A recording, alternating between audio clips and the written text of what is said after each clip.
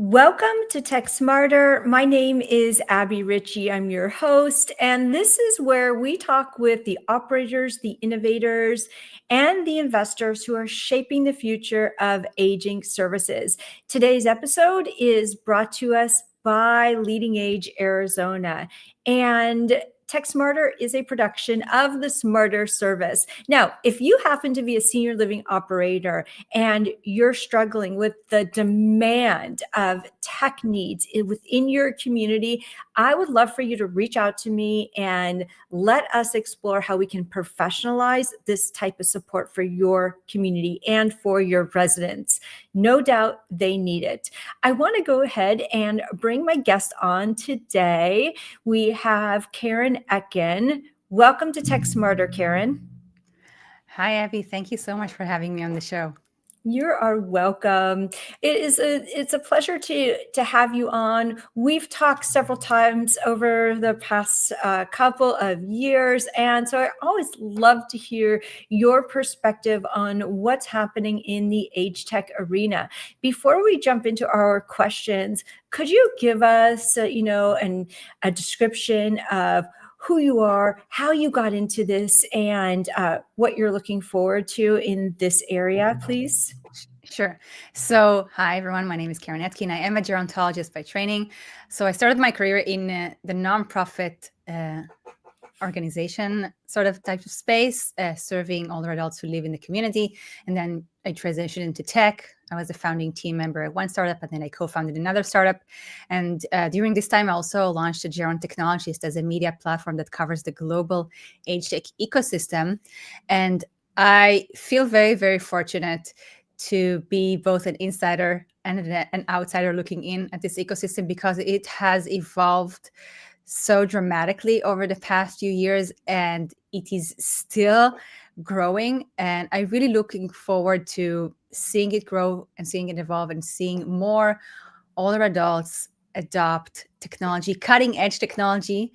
And yeah, I think digital orientation and what you're doing with the Smarter service is a really important building block of making tech accessible and available to everyone.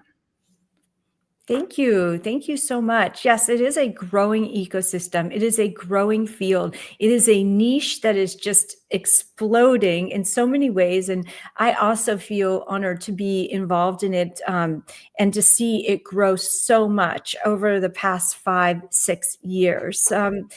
When we talked originally about some things that we could discuss, some topics, that recent AARP Ziegler report that came out that really gives us a clear look at the age tech landscape, where operators think they should be investing versus where the actual resident demand is.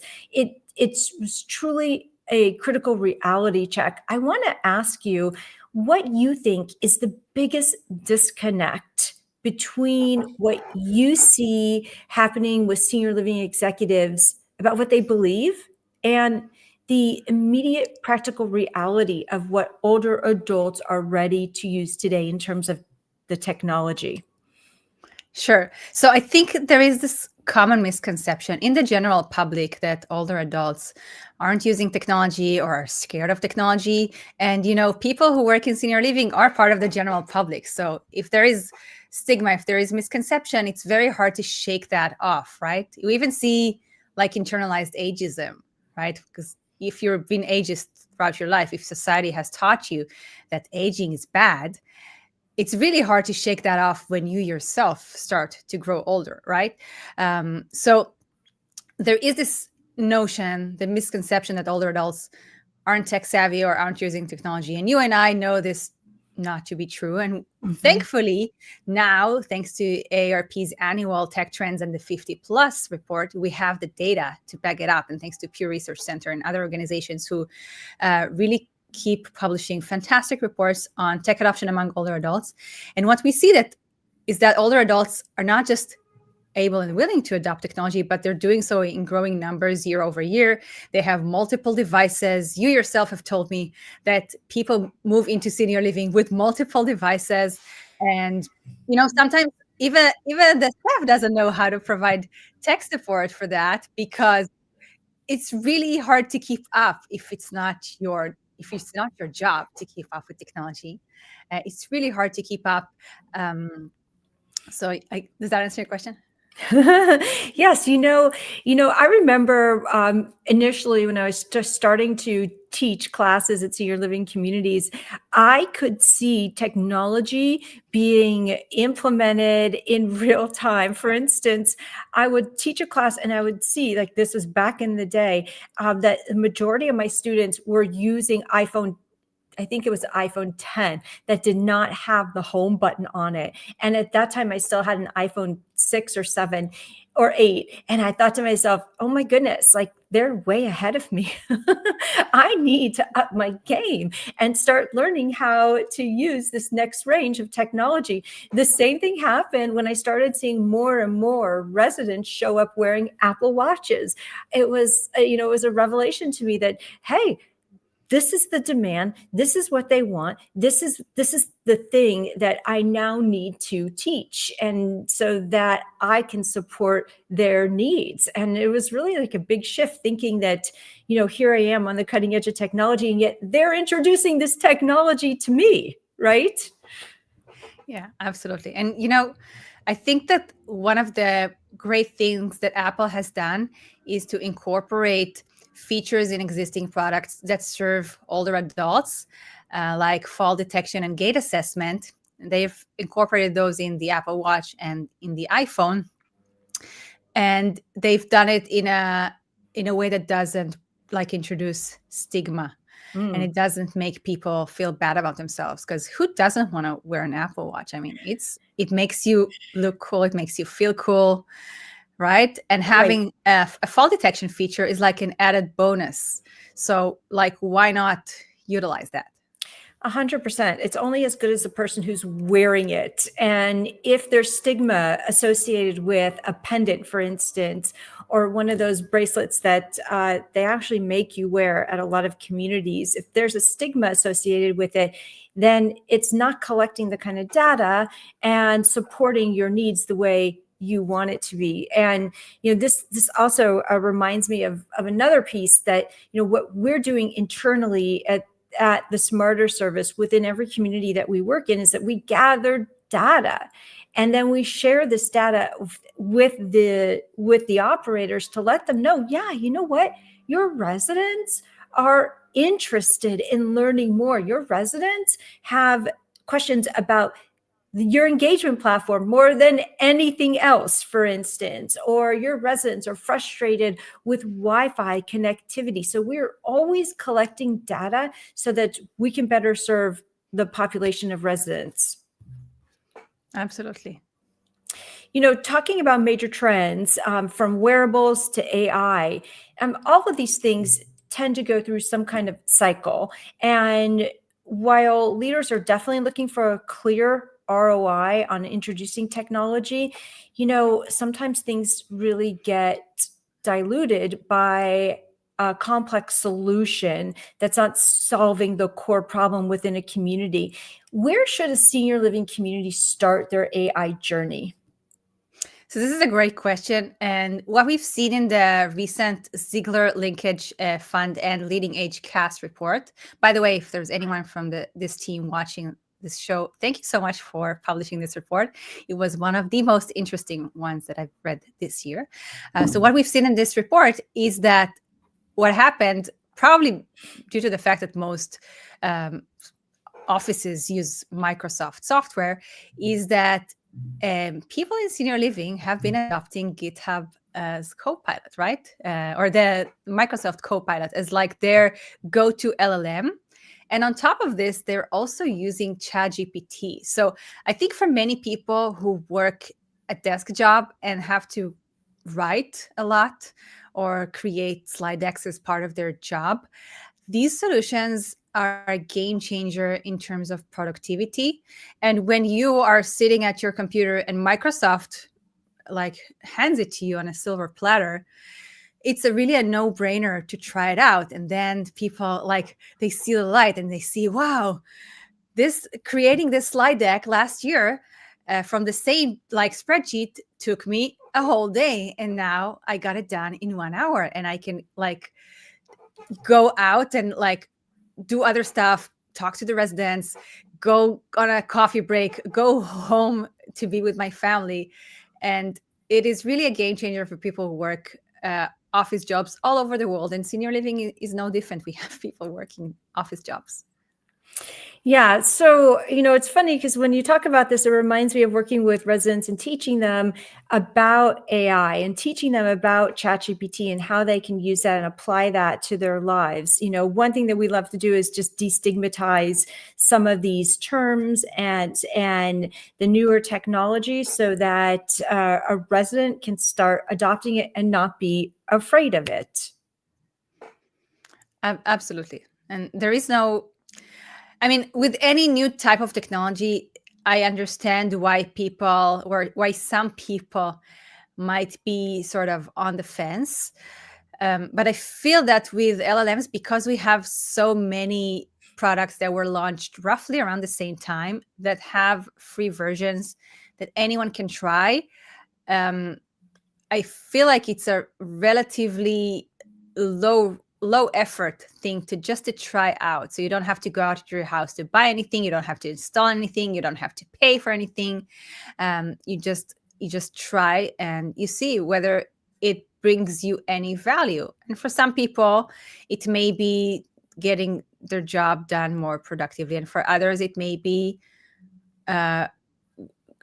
writing fiction or poetry or whatever. But I think the barrier to adoption here has been lowered compared to almost any other technology that we've seen over the past few decades. Yeah, I totally agree with that.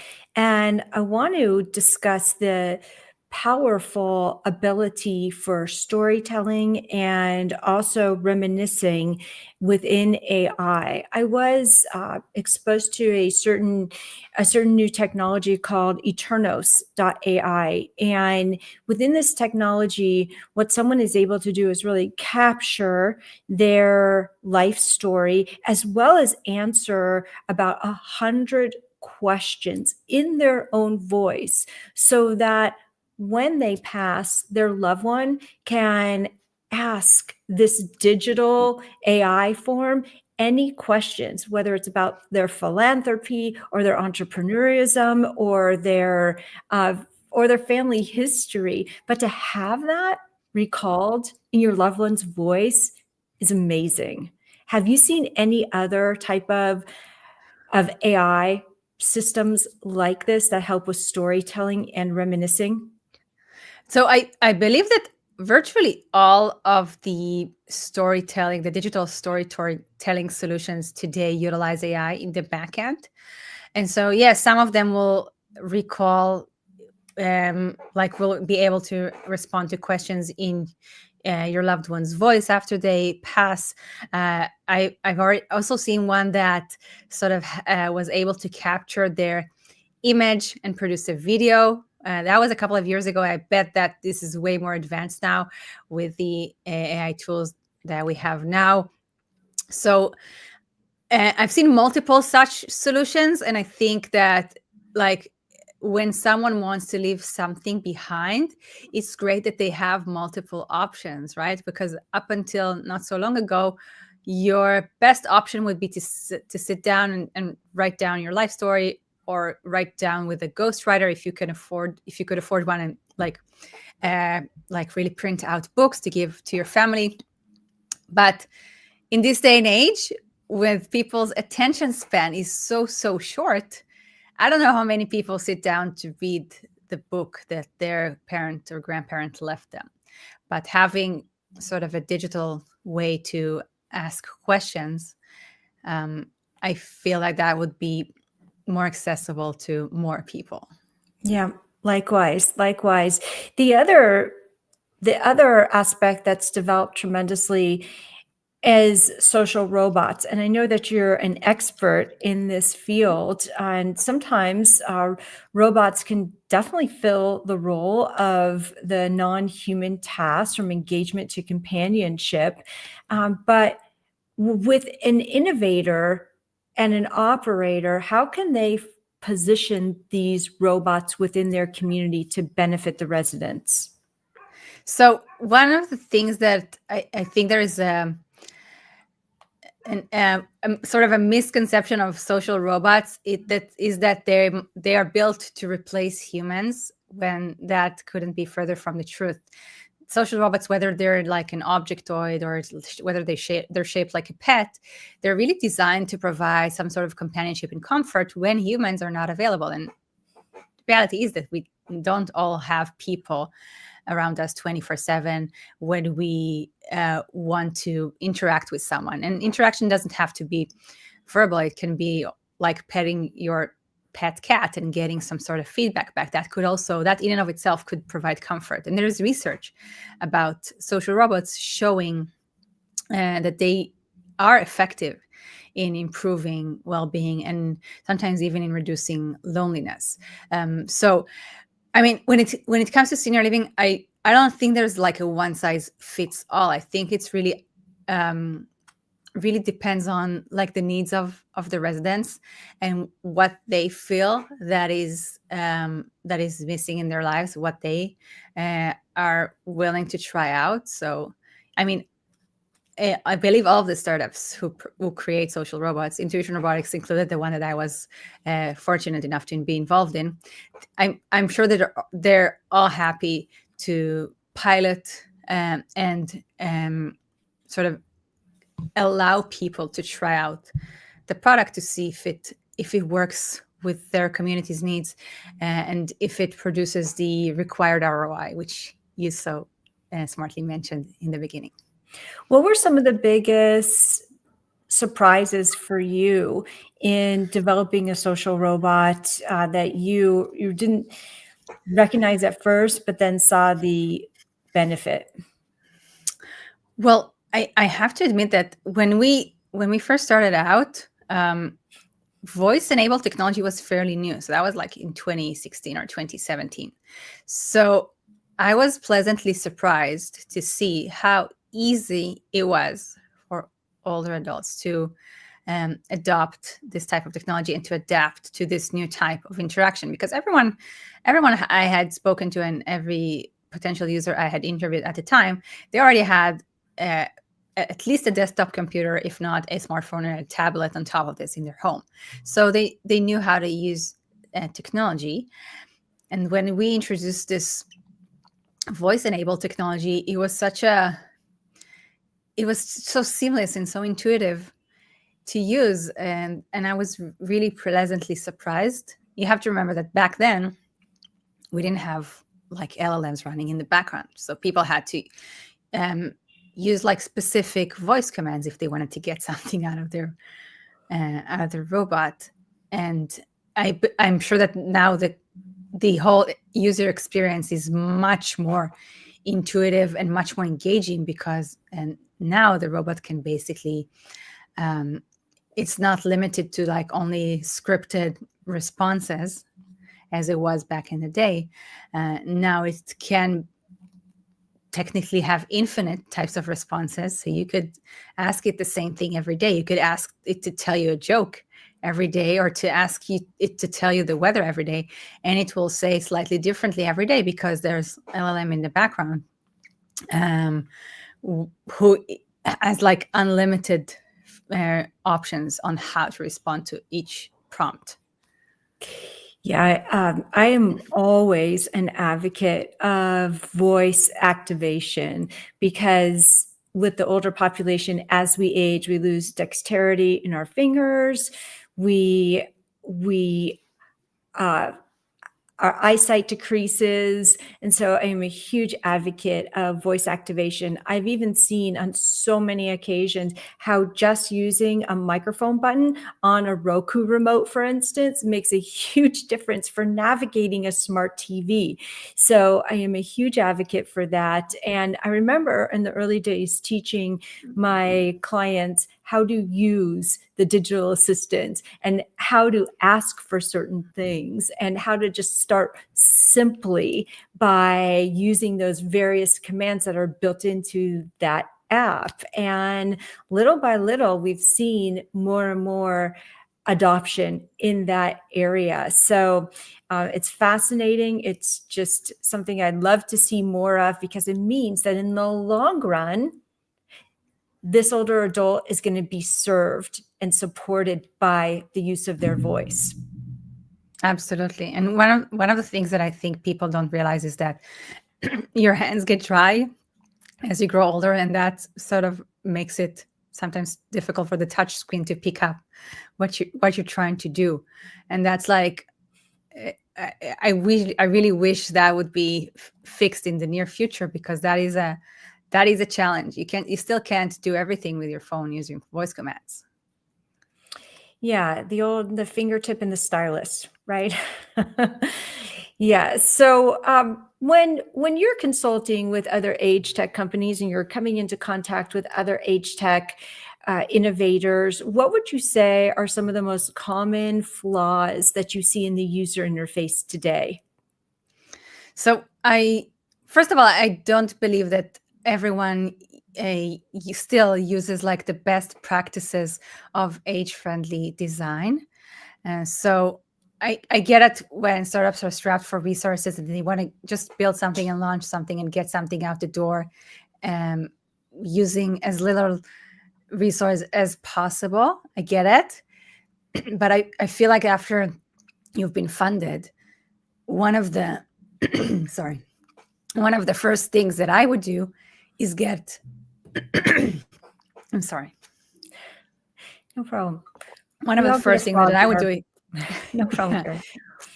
if I were building a consumer-facing product in this day and age, one of the first things I would do is work with an expert on age-friendly UX and UI design, and to just make sure that your product is doing its best to meet your users where they are, and you're not doing things that may seem cool to you or may seem reasonable to you as a younger user, but for an older user, they are confusing. And we have to keep in mind that age-friendly design doesn't just mean big buttons and big fonts.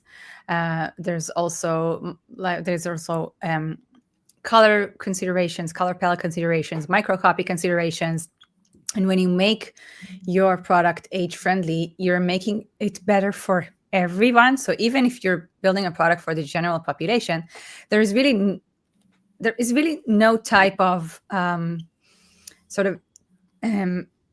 that you will find in the aging population that you won't find in the general population as well, right? So you have people with vision impairments in the aging population, and in the general population we have people with low digital literacy in the aging population and also in the general population. So if you're building a product for the general population and you're making it age friendly, it's going to be better for all users. So why not do it? Yeah, I love that. I love that. That's a wonderful perspective. I know from working with older adults that the user interface is huge. The just having instructions and a manual and even a diagram can make all the difference in the world.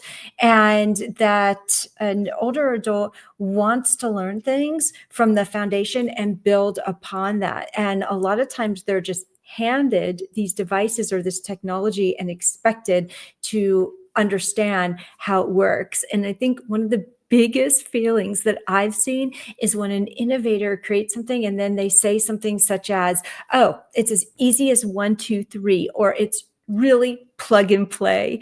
And when I hear that, I just cringe inside, because I know that for an older adult, it's not plug and play. It's not as easy as 1, 2, 3. So I would love to see more development in that area myself. So absolutely. I think one of my most humbling moments in the past few years was when I was my mother-in-law asked me for some assistance on how to do something. And I wasn't able to go to her to explain it to her. So I just took a screen capture of my computer doing it, and I sent it to her. And I was so proud of myself. It's like patting myself on the back, like, good job. And then she got it and she was like, that was not helpful at all. And I was like, then it was very humbling because I realized, yes, this is not my area of expertise, and I should really sit down with her and show her how to do it next time I see her. Yes, yeah, I've always cautioned people who are helping their parents with their technology because a lot of times we get excited about all the features that help us and are relevant to us, whereas we don't realize that an older adult is using their technology in a vastly different way than a working professional, and just I see this happening over and over and over again with a well-meaning adult child who's showing their parent how to use the technology but missing the point of how it's going to relate to them and for their purposes. So, we see stuff like this also in senior living with residents, for instance, where they typically will start with something such as they need something fixed. And so we can show them how to work their email or set up a password. And then once some of those more rudimentary issues are addressed, then they start to build on their skill level and their interest level, but really bringing it to their level and explaining it to them in a way that benefits them. Absolutely. Yeah, I've experienced that same situation you've had with your mother-in-law. Keren, having been in the H tech area and innovation for several years, you're an OG. I'm curious what you feel like would be the ultimate legacy that you hope that the current H tech movement leaves behind for the next generation of older adults. Wow, that is such a great question. I have to think about it for a second. I really hope that the age tech movement or the age tech ecosystem would leave a legacy of, yes, you can build great products for older adults, and yes, older adults want to adopt technology, and yes, also older adults will pay for the right solution out of pocket if it brings value to their lives and it solves a problem that is on their list of problems that they want to solve at like a high priority. So we have so many great startups in this ecosystem who have been around for multiple years, who have great traction and great adoption, some with like millions of users. And that just like proves that when you're solving an actual problem, even if you're using technology to do it, then people will adopt it and people will pay for it out of pocket if needed. And that is doable. I'm not saying it's easy. I'm not saying it's simple, but it is doable. Yes, 100%.